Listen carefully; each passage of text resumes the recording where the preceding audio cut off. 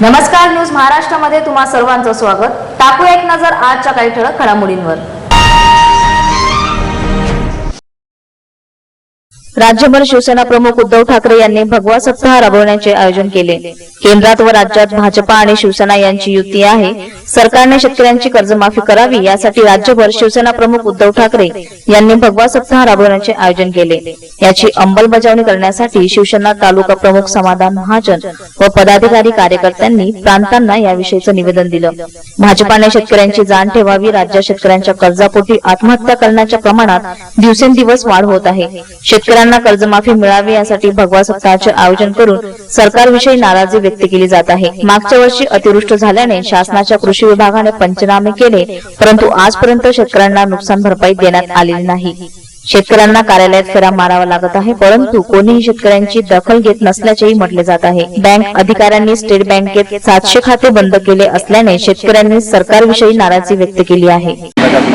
परिसरातील शेतकरी बांधव, महिला, ज्येष्ठ नागरिक व विद्यार्थ्यांच्या सोयीसाठी स्टेट बँक ऑफ इंडियाने ग्राहक सेवा केंद्र उपलब्ध करून दिलेले आहे। परंतु या ग्राहक सेवा केंद्रामध्ये 300 रुपये फी देऊन सुद्धा मागील 5 महिन्यांपासून ज्यांनी खातं उघडण्याची प्रक्रिया सुरू केलेली आहे त्यांचे खाते उघडले गेले नाही। त्यांना काढणे विचारले असता त्यांचं उत्तर असायचं की आम्हाला काढणं जे रिजेक्ट झालेले खाते त्याबद्दल माहीत नाही।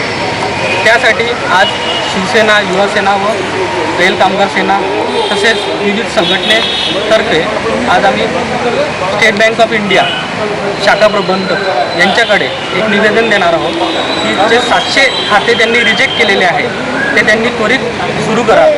कारण या खात्यांमध्ये विद्यार्थ्यांचं पुस्तकांचं अनुदान, शेतकऱ्यांचं पीक विमा, कर्ज या बाबतीतले ज्या पैशांचे व्यवहार आहेत ते चालतात। ज्येष्ठ नागरिकांचे विविध अनुदान याच्यामध्ये येतात।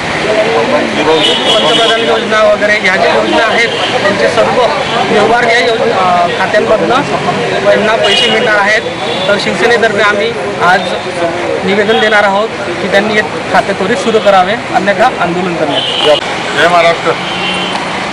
शेतकऱ्यांच्या संदर्भात, शेतकरी बांधवांच्या संदर्भात विविध मुद्दे मांडण्यासाठी आज पहिल्या मुद्द्याच्या विषयावर शेतकरी कर्जमुक्त झाला पाहिजे या विषयावरचं निवेदन आम्ही आमच्या सर्व कार्यकर्त्यांसह आता माननीय प्रांताधिकारी यांना दिलेलं आहे। शेतकरी कर्जमुक्त झालाच पाहिजे अशी आदरणीय उद्धव साहेबांची जी हाक आहे त्याला प्रतिसाद देण्यासाठी आम्ही सर्व इथे उपस्थित आहोत।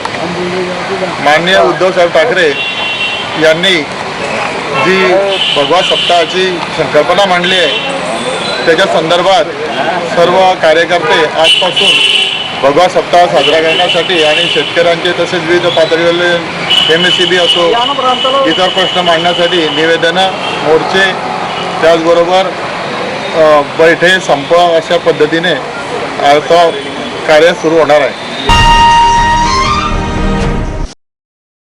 केंद्र सरकारने दिलेल्या आदेशानुसार हायवेपासून 500 मीटरच्या आत असणारी देशी दारू दुकाने बंद करा याची अंमलबजावणी भुसावळ शहरात करण्यात आली। शहरातील अनेक देशी विदेशी दारू दुकाने बंद करण्यात आली, तरीही अनेक दुकानांवर देशी दारूंच्या दुकानांचे नाव व जाहिराती जशाच्या तशा आहेत। यामुळे आजही अनेक तळीराम चुकीने का असना पण येथे भिरकटतात असं आसपासच्या दुकानदारांचं म्हणणं आहे।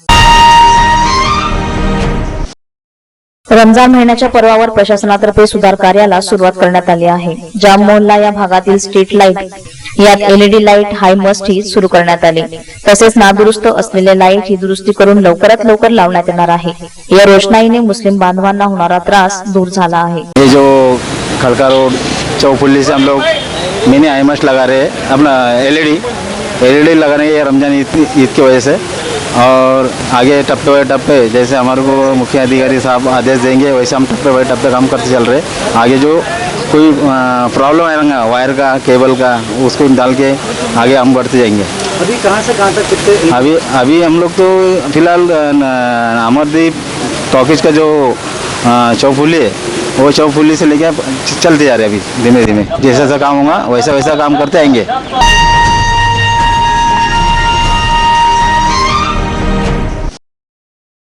ऑनलाईन औषधी विक्रीवर निर्बंध आणावेत, औषध विक्रेत्यांचे कमिशन वाढवावं आणि केमिस्टवर औषध विक्रेत्यांच्या संदर्भात लावलेले नियम शिथिल करावेत या मागणीसाठी मंगळवारी देशभरातील सर्व औषध विक्रेत्यांनी संप पुकारला.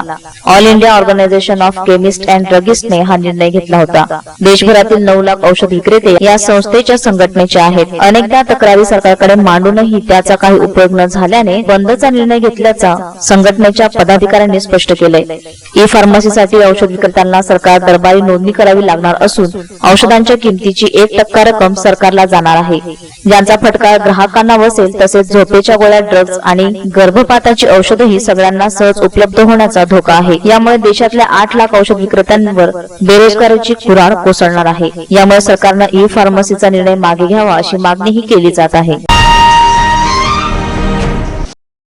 पालिकेने यंदा शहरातील 8 प्रमुख नाल्यांच्या स्वच्छतेसाठी तब्बल 85,25,327 रुपये खर्चाला तांत्रिक मंजुरी दिली आहे. यामुळे पुढील आठवड्यात नाले सफाईची कामे सुरू होणे शक्य होणार आहे. शहरातील भोईनगर रेल्वे दगडी पूल ते ताळीचा माळा, मरीमाता मंदिराचा परिसर, चैतन्य हॉस्पिटल ते खालाम्मा दर्गा भाग, वांजुळा रोड परिसर, राष्ट्रीय महामार्ग ते कब्रस्तान भाग, गडकरी नगर ते डीएल हायस्कूल परिसर, खालाम्मा दर्गा ते कब्रस्तान, खडका रोड परिसर आदी भागातील नाल्यांचे खोदकाम करून निघालेला रेतीगाळ शहराबाहेर वाहतूक करण्याच्या कामासाठी निविदा प्रक्रिया सुरू झाली आहे. शहरात यापूर्वी कधीही झाली नाही अशा पद्धतीने यंदा नाले सफाई होणार आहे. नाल्यांचा तळ गाठून सर्व मटेरियल शहराबाहेर टाकले जाईल. यामुळे खोलगट भागात पाणी साठून राहण्याचा प्रश्नही सुटणार आहे, अशी माहिती नगराध्यक्ष रमण भोळे यांनी दिली आहे. बुलढाणा जिल्ह्यातील संग्रामपूर येथील नाफेडद्वारे सुरू असलेल्या तूर खरेदी केंद्रावरील भ्रष्टाचाराची चौकशी करण्यात यावी याकरिता 30 मे रोजी सकाळी 11 वाजता युवा आघाडी जिल्हाध्यक्ष प्रशांत दिक्कर यांच्या नेतृत्वात कार्यकर्ते व शेतकऱ्यांनी तहसील कार्यालयासमोर आमरण उपोषण सुरू केलं. संग्रामपूर खरेदी केंद्रावरील झालेल्या भ्रष्टाचाराची चौकशी करून दोषींवर कारवाई करा. संग्रामपूर तालुक्यातील शेतकऱ्यांकडून खरेदी केलेल्या तुरीच्या दाण्यांचा हिशोब द्या. मोजमापात शेतकऱ्यांकडून शिल्लक घेतलेली तूर या तुरीचे पैसे शेतकऱ्यांना परत द्या अशा अनेक मागण्यांसाठी हे उपोषण सुरू करण्यात आलं आहे. या दरम्यान तहसीलदार LK चव्हाण, नायब तहसीलदार पाटील, सहाय्यक निबंधक खरेदी विक्री सह संस्थेचे राजपूत यांनी मंडपात भेट देऊन उपोषणकर्ते प्रशांत दिक्कर यांसह सर्व उपोषणकर्त्यांसोबत चर्चा केली. जोपर्यंत या प्रकरणाची सखोल चौकशी होऊन भ्रष्टाचार विरोधात गुन्हा दाखल होत नाही तोपर्यंत आमरण उपोषण मागे घेणार नाही असा ठाम निर्णय उपोषणकर्त्यांनी संबंधित अधिकाऱ्यांना दिलाय. महाराष्ट्र राज्य माध्यमिक व उच्च माध्यमिक शिक्षण मंडळाकडून घेण्यात आलेल्या 12वीचा निकाल अखेर जाहीर झालाय. यावर्षी यंदाही मुलींनी बाजी मारली आहे. यंदा राज्यात नियमित विद्यार्थ्यांच्या निकालाची टक्केवारी 89.50 इतकी असून मागील वर्षाच्या तुलनेत यंदा निकालात 2.90% वाढ झाली आहे.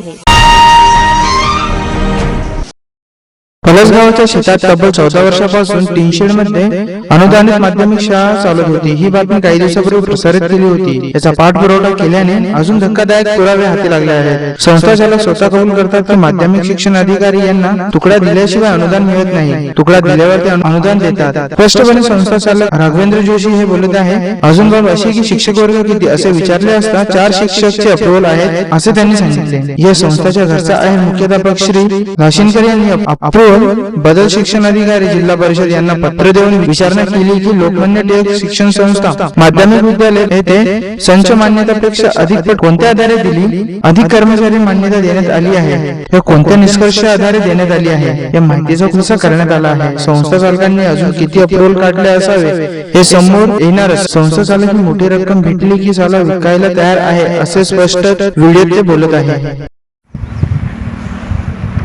वसमतीत की हे उद्योग असे आगाऊ धंदे खूप सुरू आहेत. त्याच्यामध्ये ब्लॅकमध्ये दारू विकणे, त्याचप्रमाणे ज्या गाड्या आहेत हे आपलं जिपा त्याच्यामध्ये 20-20, 25-25 माणसं भरून घेऊन जातात. तिथं काही म्हणजे कोणी हे करत नाहीत. अनेक वेळेला ॲक्सिडेंट झालेले आहेत, त्याला कोणी विचारायला हे नाही. आणि ही तर माझी शाळा, मी माझ्या स्वतःच्या घरातून मी शाळा ही निर्माण करतोय. कोणाचा 1 रुपयाचा सुद्धा आधार नाही की मदत नाही आहे. मी माझ्या स्वतःला पोटाला चिमटा घेऊन मी ते शाळा उभी करतोय आणि त्याच्यासाठी लोकांचे फोटो दुखत आहेत. विक्री काढली होती असं ऐकण्यात आलं. घेत असले तर घेऊन टाका, कोणी घेणार असले तर विकतो मी शाळा सुद्धा. हा विकणार असले, कोणी चांगली जर शाळा बांधून घेऊन जर चांगलं करत असले तर काय हरकत आहे. मला काही धंदा करायचा नाही किंवा काही नाही. शैक्षणिक याच्यामध्ये मी काही धंदा केला नाही. सगळे इथे हे लोक जे आहेत ते एक जणांना सुद्धा मी डोनेशन घेतलेलं नाही. कोणतरी म्हणावं एकानं की माझ्याकडून डोनेशन घेतलं. मी स्वतःच्या घरून उभी करतोय, स्वतः गलांडे शिक्षक हा आरोप करतोय की तुम्ही 6 लाख रुपये त्याच्याकडून घेतले. खोटं काय. कोणी मला म्हणते 10 लाख रुपये घेतले, कोणी म्हणते 50 लाख रुपये घेतले. आज विनाजनांचा तर 1 रुपया कोणी देते का? देत असलं तर चांगलं. शाळेची विद्यार्थ्यांची संख्या कमी आणि मास्तर लोक पुरावे खोटं काय पुरावे येते? पुरावे आहेत ना. काय पुरावे दाखवा ना. पुरावे मान्यता किती शिक्षकाची आहे आणि किती सेवक आहे इथं. अप्रुव्हल कितीचे काढले? अप्रुव्हल कितीचं आहे त्याला? 4 आणि ते शिक्षक किती आहे सध्या जॉईनिंग? 4च येतं. कसं म्हणता तुमच्या आमच्यापाशी पुरावे आहेत ना. तुमच्या जवळचे बोगस पुरावे सगळे. अच्छा, तुमच्या जवळ बरोबर आहेत. हा मग आहेत, कारण मान्यता दिलेली. दिसेल हा. तुम्ही जोपर्यंत त्याला पैसे देत नाही तो तुमची कामं करत नाही. असं तिकीट कधीच नाही अच्छा. कामात येऊन असा प्रकार आहे ना. हा द्यायचे काहीतरी आणायचं मग. आणि मी 2 लाख रुपये दिले, मी 3 लाख रुपये दिले. आजचे बातमीपत्र इथे संपले. पुन्हा भेटूया काही ठळक घडामोडींसह. तोपर्यंत नमस्कार.